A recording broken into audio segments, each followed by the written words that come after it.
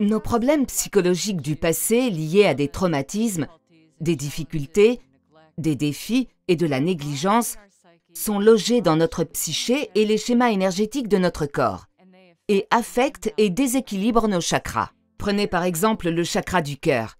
Si vous avez été abandonné, rejeté ou négligé, ou si vous avez perdu un parent à un moment crucial de votre vie, ça a pu affecter la programmation énergétique de votre chakra du cœur.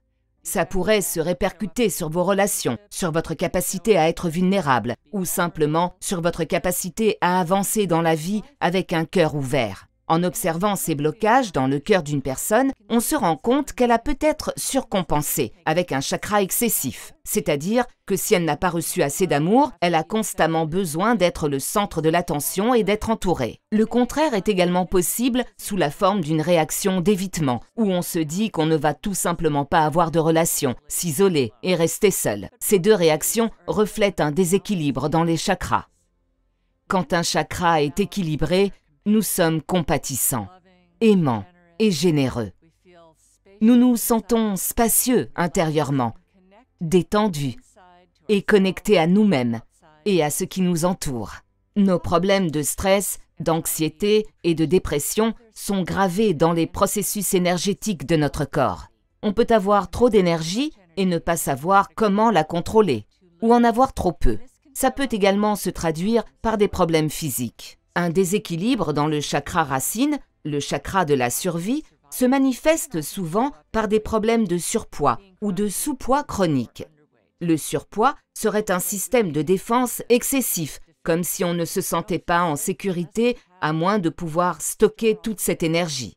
Être en sous-poids peut être un signe qu'on ne veut pas être sur le plan terrestre, qu'on aimerait plutôt flotter. Ce sont deux types de déséquilibre. Quand les chakras sont équilibrés, nous avons un sentiment d'enracinement et de stabilité. Nous nous sentons en pleine santé et vivants. Et garder cet enracinement nous aide également à rendre nos vies prospères. Afin de vous ancrer, une façon simple consiste à vous concentrer sur vos jambes telles des racines qui descendent dans la terre. Respirez, fléchissez les genoux et enfoncez vos pieds dans le sol. Les racines s'enfoncent dans la terre, alors enfoncez vos pieds dans le sol. Dites « merci pour cette vie ». Les chakras fonctionnent avec l'énergie. L'énergie se trouve en nous et tout autour de nous. Une partie de la guérison de l'esprit passe par le rétablissement de la connexion universelle entre l'intérieur et l'extérieur.